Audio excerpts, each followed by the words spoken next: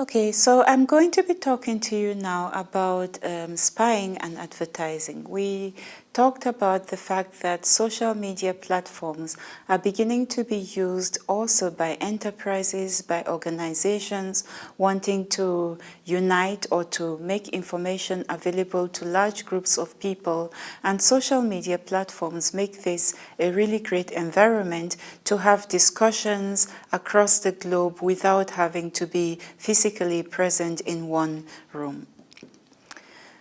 However, we say that because of the fact that all of this information is available on social media platforms, de-anonymization attacks provoked through things like, for example, phishing, which we talked about in the last lecture, are becoming a very great attractant for people wanting to provoke transgressions, such as, for example, identity theft. It's also attractive, for example, for companies wanting to spy on each other or for organizations wanting to spy on each other because of the rich body of information that is available. This is the best place to collect information that would not be otherwise easily available. Advertising also is interested in this information because, as I said at the very beginning, all of this information, studying this information, looking at user behaviors, looking at what users like, is a great way to find out about what users really want and to market products to them accordingly. De-anonymization, as we saw before, basically is about making users distinguishable as opposed to the general concept of privacy and security on social media platforms, which is to make users anonymous or indistinguishable or to keep their personal information private. We said that this can happen voluntarily, where a user, for example, trusts somebody whom they shouldn't be trusting, or it could happen involuntarily, for example, if a user receives, for example, a phishing message and maybe by error clicks on some link that they shouldn't have clicked on, and this leads to some revelation of some personal information. We said that it happens also because the person provoking the de-anonymization attack, in whatever form that they're wanting to do this, is going to have to try to masquerade as a trusted friend. And we said, for example, that spoofing and phishing are great ways of allowing the adversary to operate or to masquerade as a trusted friend. We said that if you are wanting to create, for example, groups, that you want to try to do this so that the group is at least closed or secret, so that it avoids whatever that you're discussing on this group from being private. However, this is not always possible. So, for example, if an enterprise is creating a group, they are likely to want to make that public in order to attract as many users as possible. So spying pretty much happens in various ways. So to begin with, we could use, for example, regular spoofing, masquerading as a trusted user, and then trying to get users to divulge information that they would not otherwise divulge.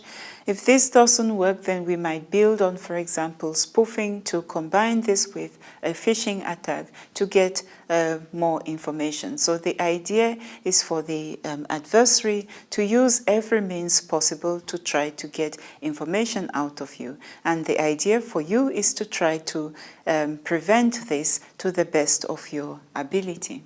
Okay.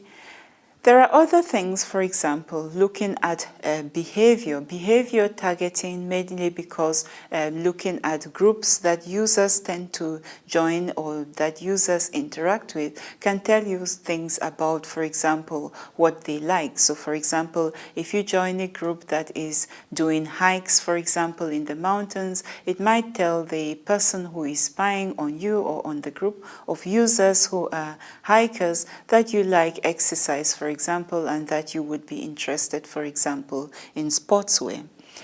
You can also, ad tracking is also used to ensure success rate. So for example, you have found that you sometimes have a Facebook page where you have, you had happened to click, for example, on some other shopping site, for example, for food or for shopping gear, and then suddenly you have an advertisement about some online possibility of buying groceries online and a link that you can click, for example, right off your Facebook page.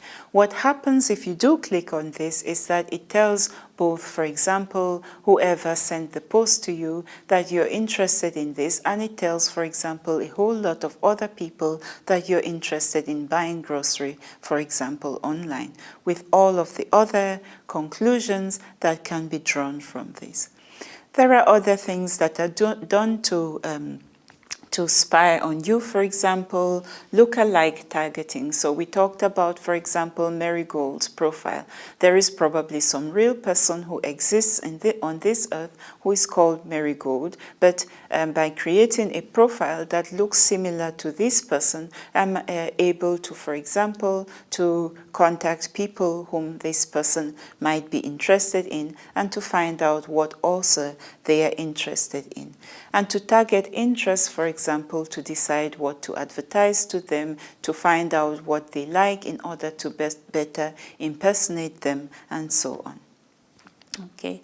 Advertising builds on spying, as we were saying before, by basically looking at, for example, things like proactive targeting. So it's not just about knowing what you want now, but it's about being able to predict what you might want in the future. So encouraging you, for example, to want things. And this is not good because this is prying on what is information that is private to you to be able to make these suggestions to you.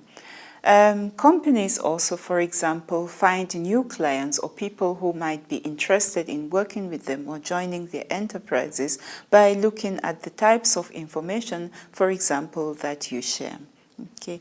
So a good option, for example, for advertisers and people wanting to spy is to use advanced, for example, targeting options to find out private information from you, to track you reliably by encouraging you, for example, to click on advertisements that pop up, for example, or that appear on your Facebook timeline, or that you're sent, for example, on Twitter, or pictures that you interact with, for example, on Instagram.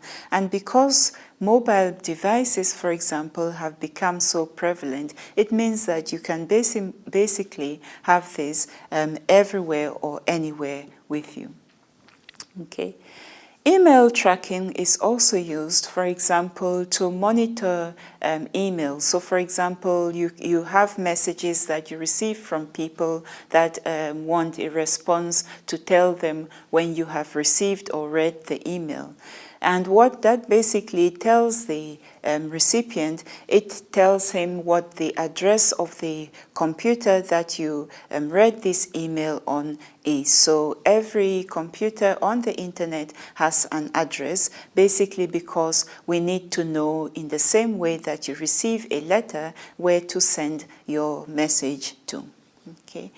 And then because of these sorts of ways that people are able to track messages or information that circulates on the internet in general, and also on social media platforms in particular, you can have marketers and advertisers embedding tracking messages within images that are portrayed to you. So for example, here, by clicking on this message with hats on it, first of all, it indicates that you're interested in buying a hat, for example, and then it links you, for example, to a store where, for example, you could get other hats, but it could also be exploited to spread malware, as we talked about in previous lectures, in the previous lecture. Twitter tracking, for example, talks about how you're tracked on Twitter. So pretty much Twitter has the nice particularity that it creates chains. So for example, I follow you, you follow somebody else, and so on. And it creates pretty much a chain of people who are following each other. The other thing is that with Twitter, for example, you have shortened URLs, which make it more difficult to distinguish what is an authentic URL from what is not an authentic URL. And with all of this information that is being exchanged through following each other, through clicking on links, it makes it also easier for people to track and to follow what you're doing.